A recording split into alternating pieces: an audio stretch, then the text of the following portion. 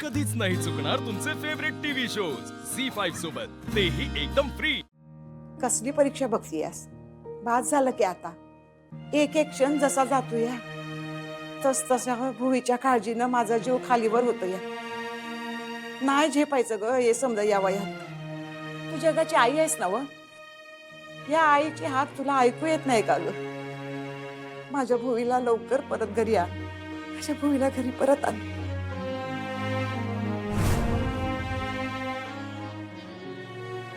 आजी, तुम्ही आता काहीच काळजी करू नका, मॅडम लवकरच येतील। आधी त्यांचं पत्र आलं होतं आणि मग फोन पण आला। काय? कुणाचा? भुवीचा फोन आला होता? मॅडमचा फोन आला होता अधिपतींना। त्यांचं बोलणं झालं तर ठीक आहेत, अगदी व्यवस्थित आहेत त्या। ग बाई ग, देवीची कृपा झाली म्हणायची। कुठे काय काय कुठे राहते काय सांगितलं का तिनं? नाही, ते नाही सांगितलं त्यांनी। असू देत, तिचा फोन आला ना व? हो, बरं झालं, आता माझा जीव भांड्यात पडला बघ। आई आंबाबाई, तुझीच कृपा ग बाई।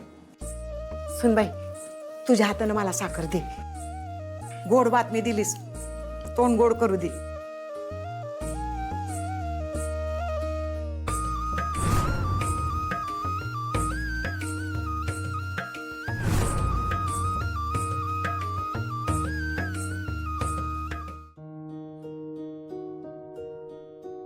बाबा, तुमचं टेन्शन अजूनच हलकं करेल अशी बातमी घेऊन आली मी। काय ग? मॅडमचा अधिपतींना फोन आला होता।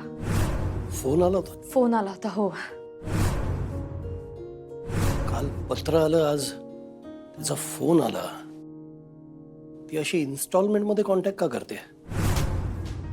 काय चाललंय तिच्या डोक्यात? हा काही डाव नाही आहे ना तिचा अक्षरा? बाबा, तुम्ही असा का विचार करताय? अहो, उलट असा विचार करा की मॅडमना पण अधिपतींची काळजी वाटली असणार ना, जशी त्यांना मॅडमची काळजी वाटते। हा विचार करून त्यांनी आधी पत्र लिहिलं, मग आता फोन केला। काही असो, फक्त तिची पत्र आणि फोन येऊन चालणार नाहीये। अधिपतीला ती समोर दिसत नाही तोपर्यंत तो शांत नाही होणार। नाही, माझी आता खात्री पटली आहे बाबा, त्या लवकरात लवकर परत येतील। फक्त मला तुमच्याकडून एक वचन हवंय आता। आता कसलं वचन हवंय? बाबा, प्लीज प्लीज त्या परत आल्यावर त्यांच्याशी भांडू नका, प्लीज। अक्षरा, मी मुद्दाम भांडतो का? भांडायचं म्हणून मी काही करतो का? मला माहितीये तुम्ही मुद्दाम भांडत नाही, पण आता भांडायचं नाही हे ठरवा। अधिपतींसाठी तरी तुम्हाला शांत राहावं लागेल आता। कळतंय ना तुम्हाला? बाळा, अधिपतीसाठी तर म्हणतोय ना मी की ती सापडू दे, मिळू दे, नाहीतर त्या बाईचं पाऊल घरात पडावं अशी माझी इच्छा नाहीये। पण या सगळ्याचा परिणाम तुम्हा दोघांच्या नात्यावरती होतोय हे मला दिसतंय।